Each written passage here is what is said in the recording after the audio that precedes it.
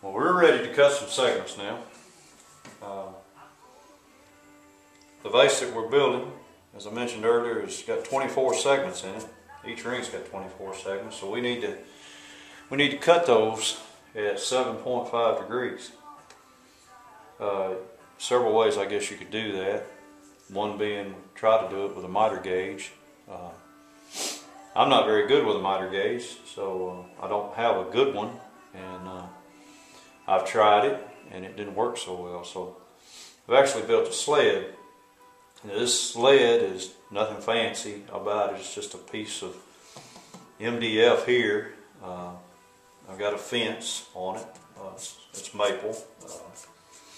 Some toggle clamps to hold everything in place, and this fence is actually set to cut at 7.5 degrees.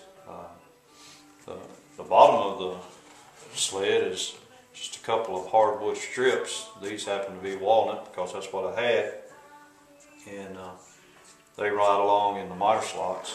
Get a good smooth motion with it. So it's pretty accurate. Does a good job for me. So first thing we're going to do is we're going to set our blade height, and I want to set that just slightly above the thickness of the material that I'm cutting. I've got a 90-tooth blade in there. I get pretty good cuts with it, pretty smooth. Try to went up to the 92 to try to eliminate as much tear out as I could. So before we start, we need to set our width. Now I'm going to be cutting the segments for ring number 15, and I've got written on here, of course, that we need to cut the width of the segments at 7/16 of an inch. So I'm going to measure here at 7/16. I think I've got it close. We might need to move it just a little bit. It doesn't take much there. Okay, looks like we got it cut maybe 7/16. Before we want to do a couple test cuts here to ensure that we've got it set properly. So I'll just set this little waste block in there and clamp it down. Cut through. On a segmented piece, simply to cut it, you just simply flip it over, push it up to your stop, clamp it down, make your next cut. You can actually cut these pretty quick once you get everything set. So I'm looking for 7/16 here, so let's see what we've got. And we're about as close to 7/16 as I can get. So we're going to roll with it. So here we go. We're going to cut these 24 segments here. Again, we've got to square this one square, so we've got to cut it again off of it.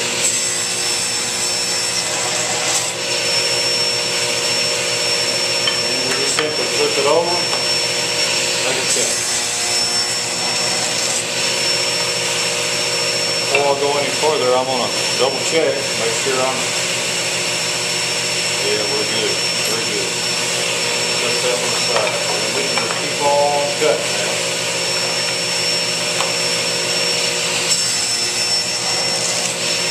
All 24.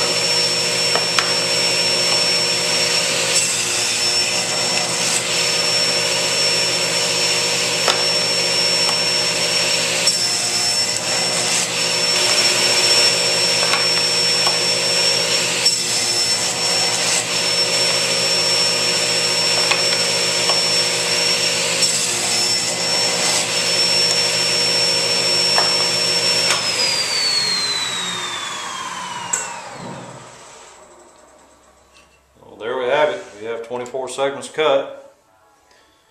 So we'll move over here to the table and we'll band these together and see what kind of fit we got.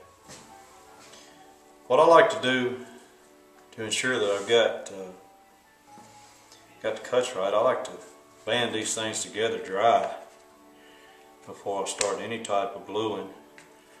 You might want to change your orientation of them to look at the grain and what have you to you know, make sure everything is like you want it. Spend a lot of time with these things, so it's important that you know, if we're going to do it, we might as well do it right.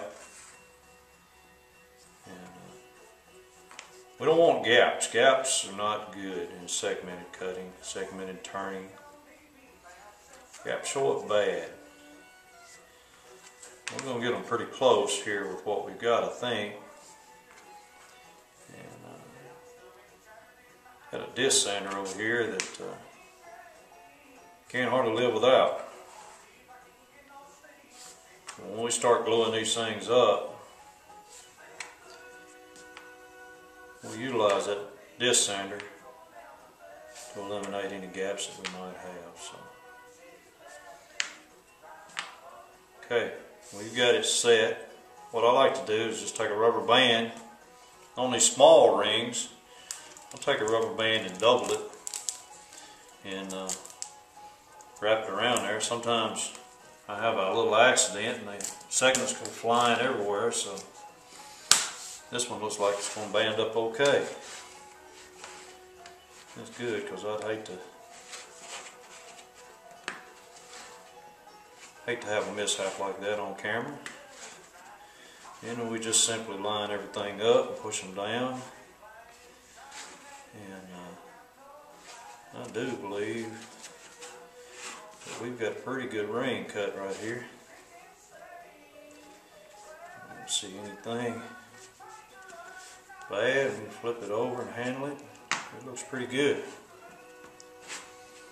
What I'll do now is I'll actually take a look at it. I don't see anything that really needs to be changed on this one, so I'm going to number each segment 1 through 24. And that's going to help me when I go to gluing, because I can make sure that I get it glued back exactly like it started. So these segments are rather small. They'll get a little bit larger as we go with this vase, but not a lot. Smaller rings are sometimes, I don't know if I want to say easier to work with or harder to work with. But there we have it. We've got a ring. This is ring number 15. And what I'll do to ensure that I know that that's ring number 15 is, for now, I'm just going to take a piece of painter's tape and stick it on there, and I'm going to write number 15 on there. So as I start cutting these segments, I'll know exactly which ones I'm working on. So, okay, our next step, I'm going to keep on cutting segments, and at some point we'll come back and we'll start gluing these things up. But for now, I'm going to cut some segments, so stay tuned. We have all of our segments cut and our rings banded together, and we've got our solid base here. So if we were to take these now and just start stacking them, we will eventually wind up with a basic rough shape of our vase. And when we actually glue these together, we'll glue these together on the lathe and we'll center them real well. These are not going to be centered, but this is just going to be the basic outline before we start turning.